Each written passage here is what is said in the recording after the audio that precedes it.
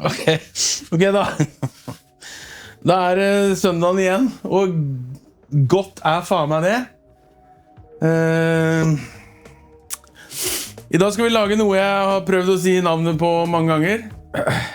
Men nei, vent litt. Før vi begynner.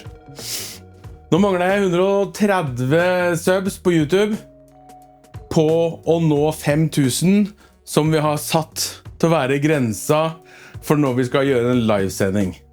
Og bare si litt om det, for jeg har fått litt tilbakemeldinger, litt sånn, vi må vite hvilken dag det og når det og med litt god tid og sånn. Det skal vi gjøre. Det vi gjør nå når vi runder 5000, da begynner vi alle sammen å snakke litt om når. Jeg ser for meg en søndag klokka 12, når jeg pleier å slippe en video. Så begynner vi klokka 12 i stedet med en livesending, og så lager vi noe som tar lengre enn 20 minutter.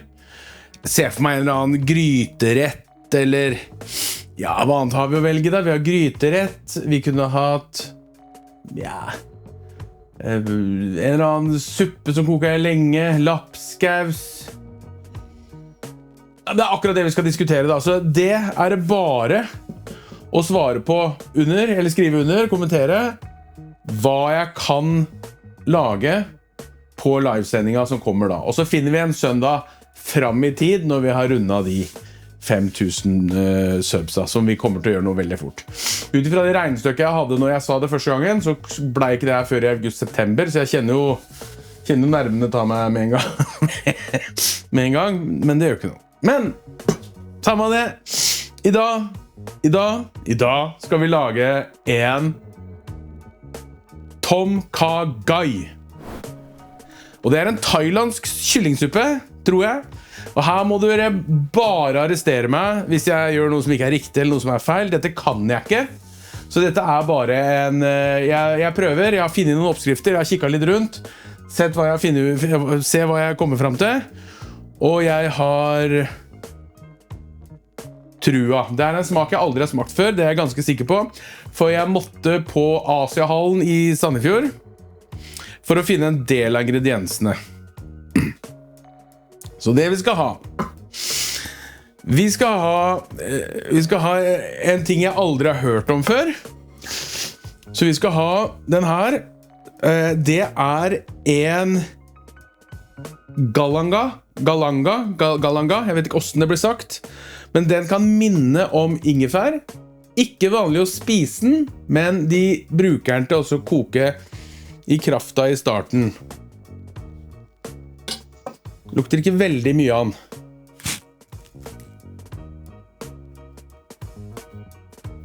Oi!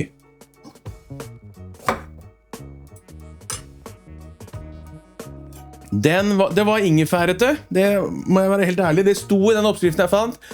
I knipe kan du bruke ingefær, men det der smakte jo ingefær på steroider. Ja, så skal vi ha champignon. Så skal vi ha citrongress. Det med jeg også ærlig innrømme, jeg har aldri brukt citrongress før, og sånn som jeg har skjønt det, så skal jeg bare skjære den i sånn passe store biter, og så knuse den, og ha den oppi. Den skal heller ikke spises, den skal bare være til som en sånn smaksforsterker. Og det samme med de bladene her har jeg heller aldri sett før, og her har jeg tatt vare på påsen, for her har kjært barn mange navn. Og den her lukter sitron, men veldig... Jeg sa det til kona mi, var ikke helt enig, men... Det veldig nær sånn myggspray-citron. Ok, det bare jeg som rar, tenker jeg. Så det her har jeg heller aldri smakt før. Det skal bare rives litt.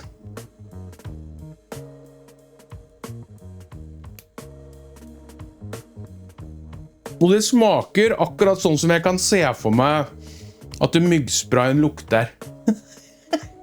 Godt. Vi skal ha litt chili. Her kan du sikkert bruke en spiciere chili enn det her, men det litt opp til deg. Og så skal vi ha koriander til slutt oppå. Det vet vi at jeg kommer til å glemme, ikke sant? Det har vi gjort før.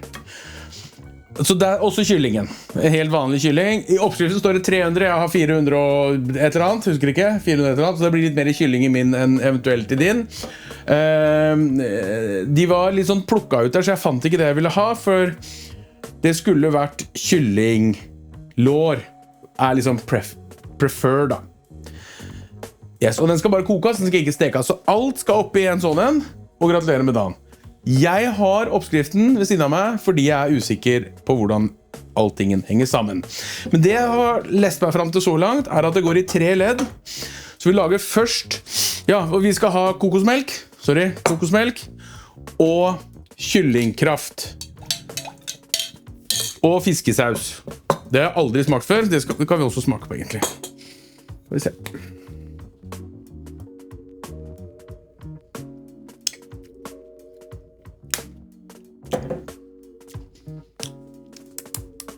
Ja, der finner du helt sikkert en bedre en, men jeg hadde glemt å kjøpe det, så jeg måtte opp på Coop-en og kjøpe den, så den har jeg ikke kjøpt på Asiahallen, bare så det er sagt. Sånn, da begynner vi å dele opp, så vi kommer i gang. Skal jeg finne mise en plass-tingene mine? Sånn, og har jeg ikke sånn andre også? Og sånn. Sånn, da er jeg klar til å begynne. Og da skal vi se, det er i 3 ledd, så det er en som er krafta, og så skal liksom det andre oppi, og så skal kyllingen oppi til, jeg husker ikke, det er derfor jeg skal ha den her, skal vi se. Kok base. Og nå beviser vi bare hvor lett det her er da, er det lov å si? Kok base, kok opp kraft, galangal, sitrongress og limeblad. Ok, sitrongress, limeblader, 4-5, jeg tok 5, sånn, limegrass og galangal. Så dette skal oppi den på kok i 5-10 minutter. La det trekke, ja. La det trekke. Altså trekke betyr småkoke. Så jeg begynner med den, og så ser vi om vi får varme på den her sånn. Sånn. Så lar vi den bare få lov til å varme seg rolig opp. Så når det står trekke i oppskrifter, så skal det opp til kokepunktet, og så skal det så vidt liksom, på engelsk tror jeg dette simmer, tror jeg de kaller det på engelsk. Så sånn akkurat oppunder der liksom. Sånn, da begynner vi med galangal. Det står litt forskjellig. Veldig artig med disse bladene. De her, på posen så står det Leech Lime Leaf. I oppskriften så står det Kefir Lime Leaf. Så jeg tok bilde av den til ChatGPT, og så spurte jeg ChatGPT om er dette Kefir Lime Leaf? Ja, det er bare dårlig oversetting på dårlig oversetting på label. Så da står det sikkert kefir. Jeg vet ikke. I hvert fall, vi prøver. Og her er veldig viktig, hvis det er noen som ser på som virkelig kan dette her, tar jeg imot tips og alt som er for å komme mer nærmere enn det jeg har gjort nå. Jeg kan også tenke meg at det her er en oppskrift som er forskjellig fra by til by og sted til sted og hvordan de gjør det sånn, så det her er sikkert bare en god base. Det er sånn det ser ut for meg. Tynne skiver. Det var ikke så mange skiver av den, eller skjønner du? Mange skiver store.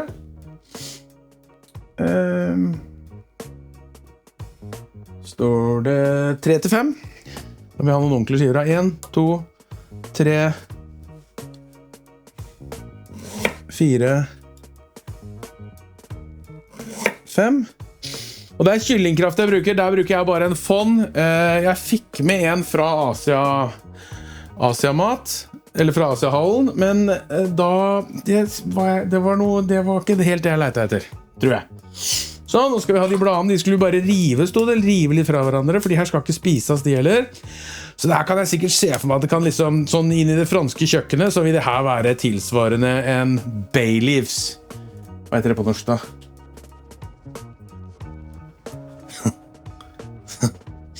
Hva heter det på norsk da? Fader, det heter laurbærblad. Selvfølgelig. Og med den så skjærer vi den her i litt sånn passe gode stenger. Det skal være 2 sånne, så skal den A i bånd her. Sånn. Det er også dere som kan å bruke her. Tar jeg for mye, for lite hjelp? Yes, thank you. Så deler jeg den i 2, 3, sånn. Og så skal den her slås flott. Sånn. Herregud, og godt det lukter. Det her jo helt nytt for meg. Gleder jeg meg altså.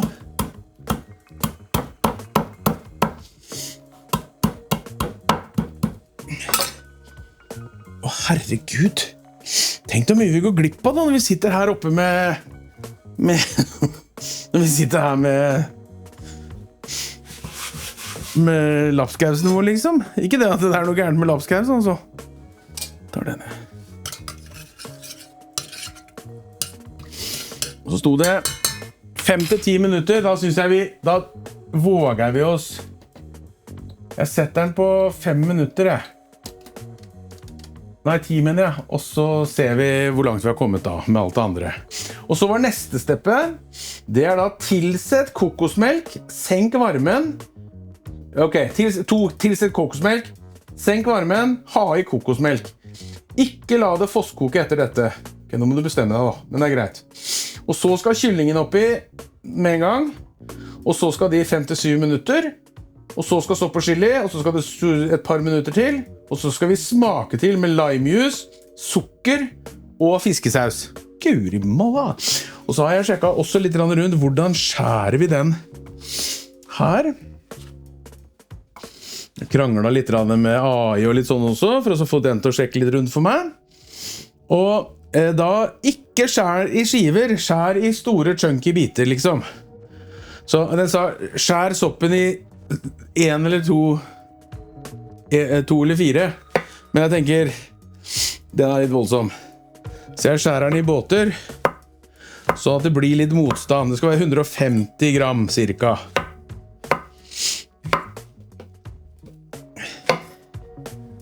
Og det her blir jo en del av retten, og her bruker de også sikkert masse forskjellige sopper, ikke sånn kjedelig champignon som jeg gjør. Men det litt sånn redd for annen sopp og sånn, ikke sant? Så det må lære seg, så det blir en utfordring. Det kunne vi kanskje gjort på liven, hvis vi tar et par sånne ting som jeg kan smake på også underveis. Det ikke sikkert så dumt. Sånn. Og så... Godt ikke det bråka så fælt. Chilien, små tynne skiver.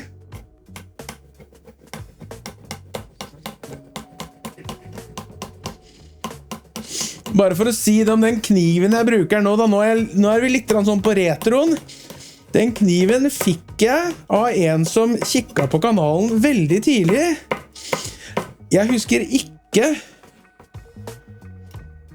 Altså, kniven heter Kick-Ass Knives. Og jeg greier ikke finne noe på det nå, så det ikke sikkert det var noe nytt han startet med, så det ikke sikkert han har fått det til å gå helt. Vet ikke. Eller så har han bare kjøpt ned et sett med kniver, og så har han solgt alle sammen, og så er han ferdig med det. Men hvis du fortsatt ser på, for jeg greier ikke huske hvem du var, jeg husker ikke navnet ditt. Så hvis du fortsatt ser på, så gi en acknowledgement i kommentarfeltet. Sånn, så skal det opp i noe... Det skal ikke opp i noe først, men jeg må skjære det, så ikke... Sånn, jeg kan skjære den også. Den skal bare opp til slutt.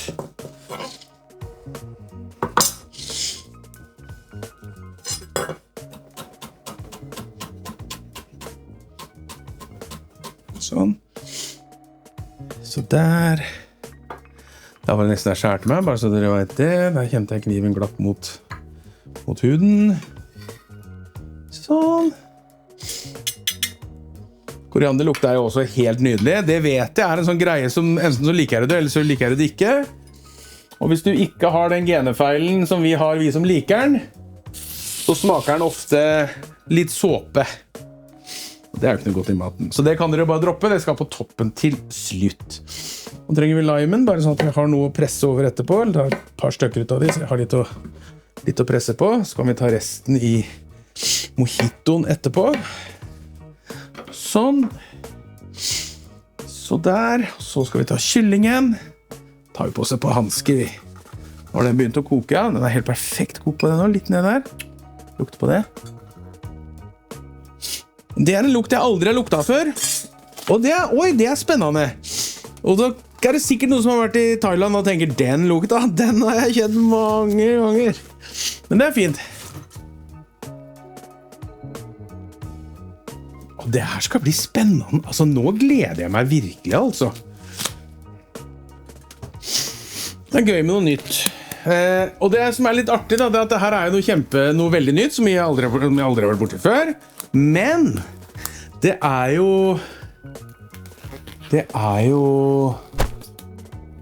fort gjort, ikke sant? Så da må vi ikke være redde for å prøve. Kyllingen skal skjæres i skiver, tynne skiver, sånn at de koker fort. Så da gjør jeg det. Da skjærer jeg bare det her ned i tynne skiver.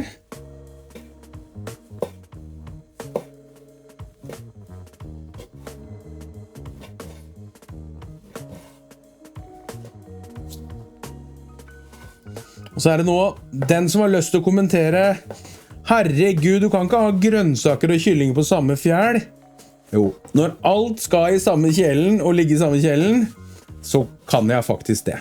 Kan hvem som helst si hva FTV etterpå. Hadde jeg drivet restaurant, så hadde jeg selvfølgelig ikke gjort det, for da skulle den plata her brukt til noe annet etterpå, ikke sant? Men nå det jo ikke det, ikke sant? Så nå trenger jeg ikke tenke på det. Så må vi slutte å være redde, for det har vi også snakket om før, har vi ikke det? Så vi ser, så kan det godt hende noen som ser på noen som har laget sånn kyllingsuppe før, eller gjort det og spist det mange ganger, og bare tenker, herregud, du kan jo ikke skjære kyllingen sånn av din forbannede idiot. Nei, da det greit. Da lærer vi. Men nå har jeg bare lest oppskrifter, og kommet frem til at jeg ikke engang sett på YouTube for å se andre som lager det. Så jeg vet ikke om jeg i nærheten, eller langt unna, eller whatever.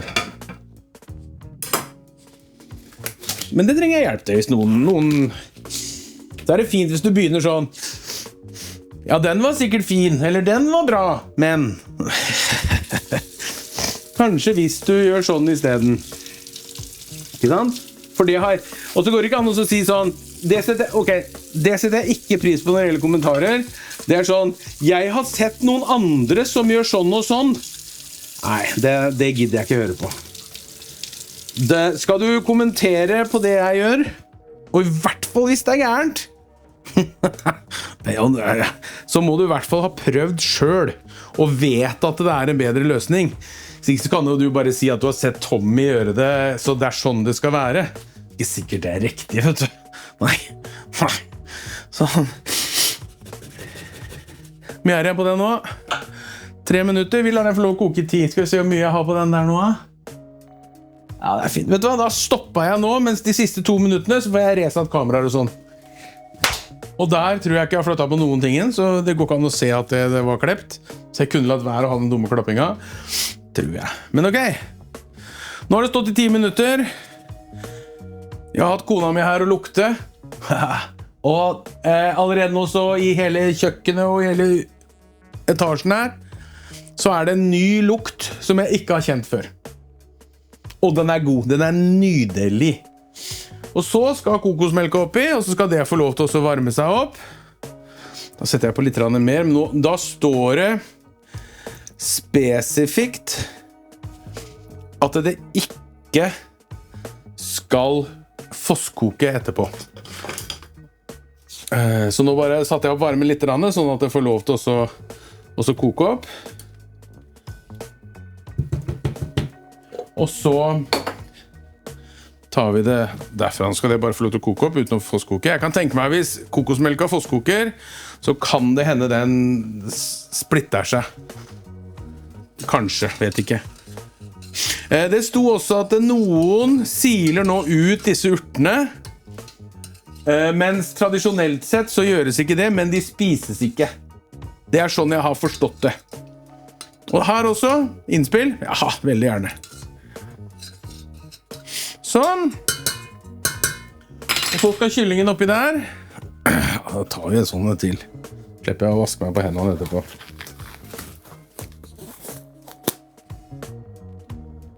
Det sånn det.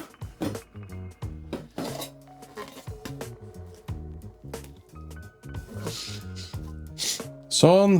Nok en gang, for dere som synes det vanskelig å se at det her ligger sammen på fjøla, så det ikke farlig så lenge alt skal i ett, og jeg ferdig etter det her med fjøla, at den vaskes etterpå. Ok, veldig fint. Da går det her oppi. Dette også veldig unormalt for meg da. Det å koke kylling ikke noe jeg vant til.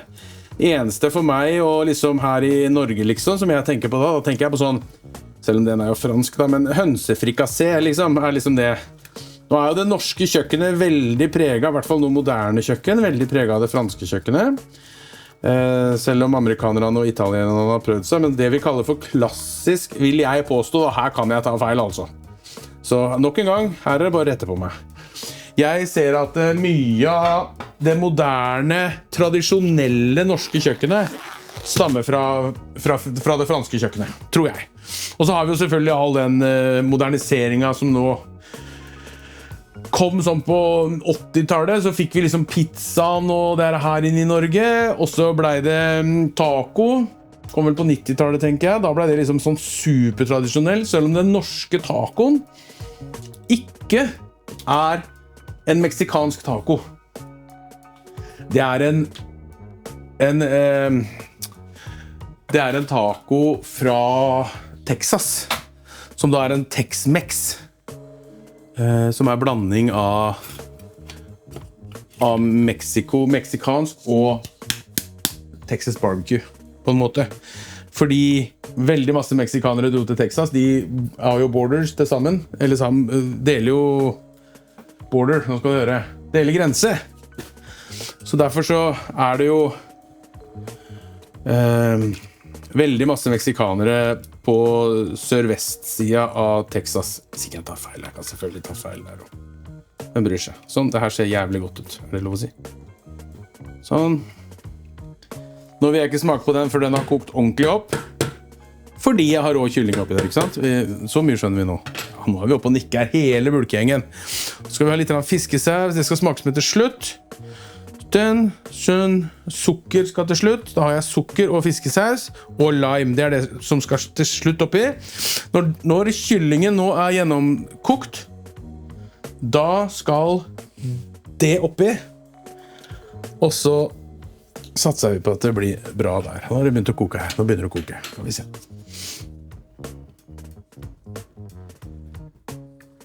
Ja, det her kommer til å gå fort det her, bare vi får varme på det her nå.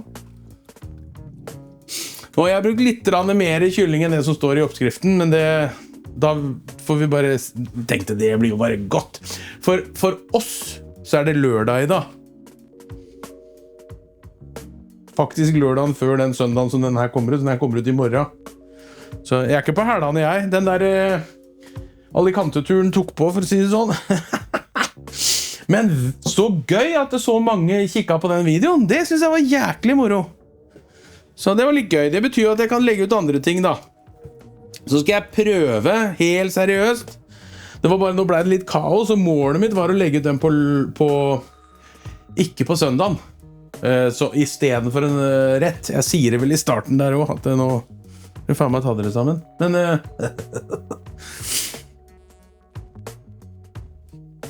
yes. Bra. Tenker jeg det.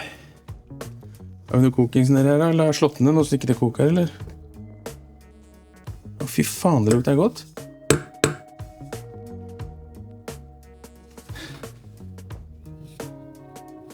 Det den kokosmelka, den har jeg jo kjent før, så nå kommer den kokosmelklukta.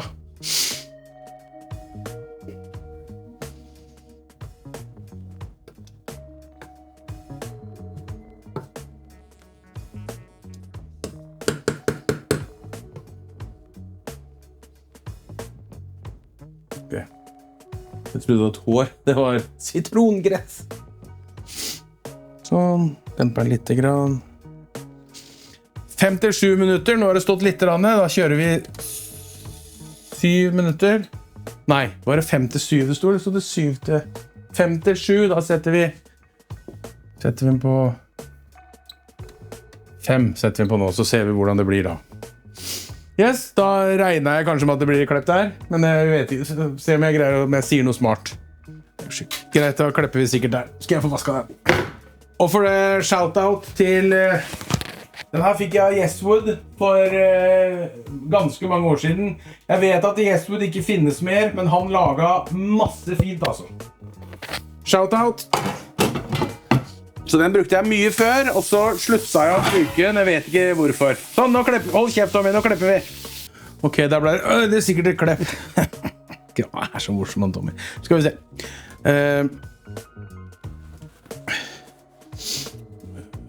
sånn, jeg vil bare koke forsiktig. Vi her nå, et par minutter, halvannet minutt.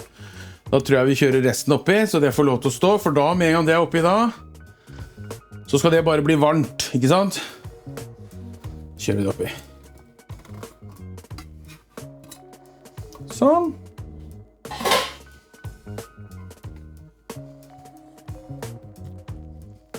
Jeg bruker det sikkert annen sopp, altså. Gjettet jeg på. Men oppskriften jeg så er sikkert westernisert, gjettet jeg på. Så der, og så skal det stå et par minutter nå. Vi skal ha litt sukker.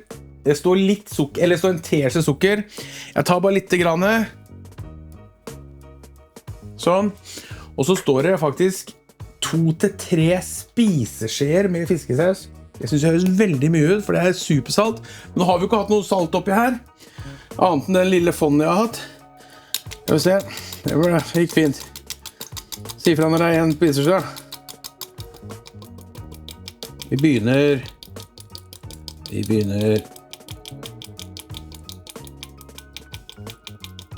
Der. Det kan jeg tenke meg er 1. Så tar vi litt lime, bare sånn at vi har et utgangspunkt til å starte og smake på ting. Sånn. Der var kyllingen ferdig, liksom. Jeg har sjekket kyllingen, så den ser ganske bra ut. Rører vi det her til nå. Det endret lukta seg. Spennende. Skal jeg bare ha... Oi! Og sånn som for meg da, så er liksom fiskesaus høres jo helt forferdelig ut. Eller hva tenker du som ikke spiser løk?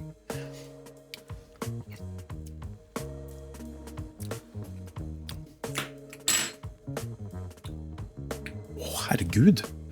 Bitte litt sukker. Hvis jeg bare liksom skal bruke min egen palette for å så gjette, og så litt mer sånn. Altså, nå tar jeg mer sånn, fordi jeg skal ha mer salt oppi. Sant? Og så må det her nå bare få koke opp, sånn at jeg vet at alt er gjennomvarmt. Sånn, skal vi ta en smak? Ja, jeg dobbeltdipper. Klapp igjen.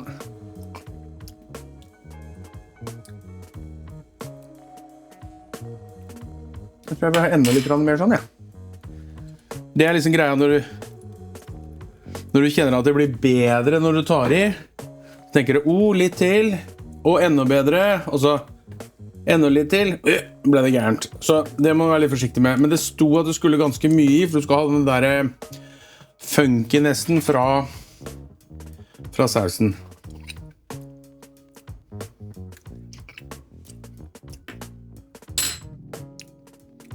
Ja, der tror jeg vi gir oss med den. Kanskje litt mer sitron for å bring it up, liksom. En lime, mener jeg. Og det er også en greie da, når du tar i syre. Noen ganger når du lager mat, så tenker du, faen, det mangler salt, og så tar du i salt, og så tenker du, faen, det mangler salt. Noen ganger da, og veldig ofte, så er det syre den mangler. Så enten eddik, eller sitron, eller lime, eller noe syrebasert noe, for å få fram saltet.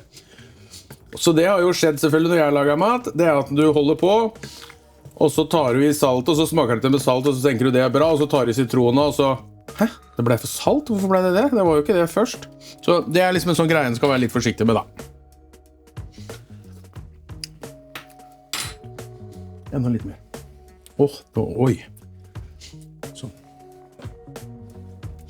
Ikke sant? Så nå må jeg virkelig liksom... Nå kan jeg liksom ikke bare stole på at jeg laget det mange ganger før jeg vet hvordan det skal smake, så nå må jeg liksom lage den smaken jeg synes passer da. Der. Oi, olala. Jeg er litt skeptisk til at alt det vi ikke skal spise ligger oppi der, og at det kan bli liksom plundret å spise det, men det kommer jo til å finne ut av her med. Sånn, og så har jeg lært fra tidligere videoer nå at jeg skal ikke ha den stående der, for da synes jeg sånn akkurat ikke. Da har vi han der i stedet. Og så har vi nærbildet på den, og så har vi oversiktsbildet på begge to. Det var smart, Tommy. Nå begynner det sånn smålig å boble her.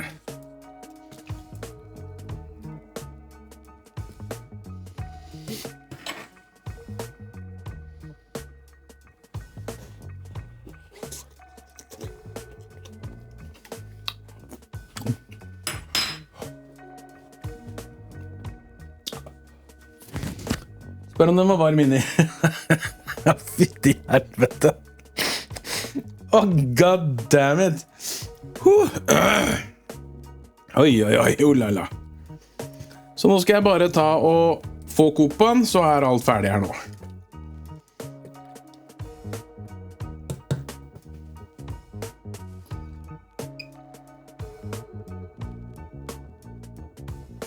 Begynner å koke. Det bra. Det nice. Jeg bare se oppi der så lenge. Nice. Den tar opp veldig fint. Sånn, og den tar opp veldig fint. Og den tar opp veldig fint. Nå begynner det å koke. Da tenker jeg vi her veldig snart.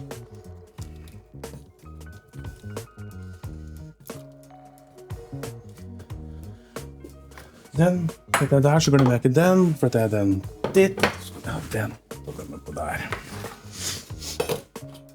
Så husk på at dere smaker dere te da, med de forskjellige tingene. Kjenn hva som mangler. Kjenn hva du har lyst til å endre på. Så ikke følg oppskrifter blindt. Husk på, når det finnes mange oppskrifter der ute på mange forskjellige på samme retten, så det ikke noe fasit.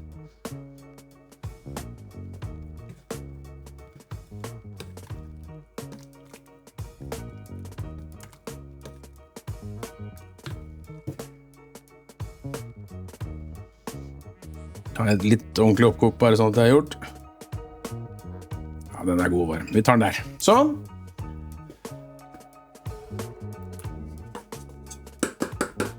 Så en Tom Kha Gai fra Thailand, mener jeg den her fra. Tom Kha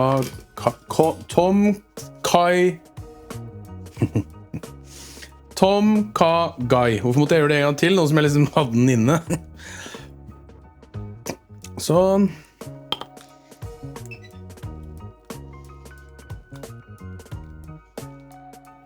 Kylling. Sånn. Godt med kylling der. Sånn. Jeg også vil ha litt chili. Sånn.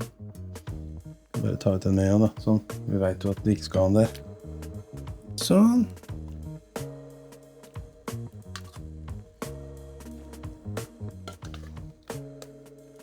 Så det en lørdag i dag, så det regner med at vi spiser opp alt.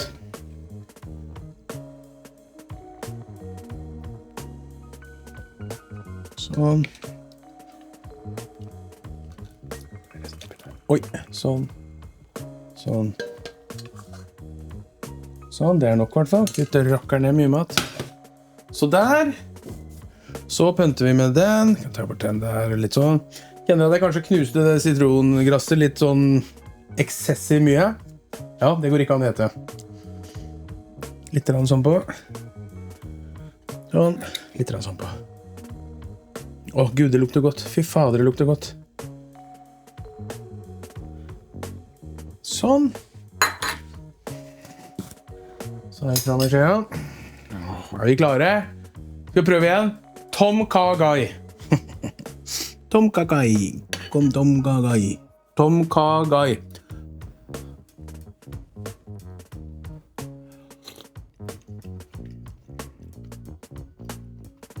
For I helvete. Nei, det rakker ned var godt. Beklager. Det der pleier å bry meg, men...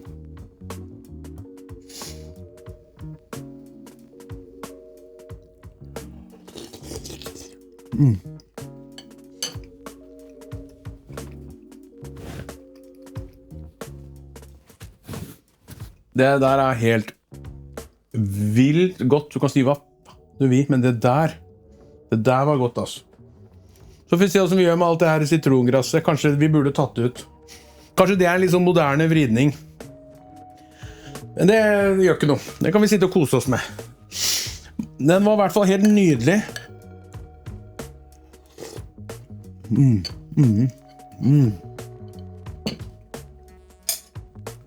Fytti helsike. Kos dere da. Ha dere en god søndag, en god uke og alt som så ses vi snart med et eller annet. Ok? Ta vare på hverandre. Gi hverandre en klem. Hei og hå. Vi snakkes. Da det mat, Hege.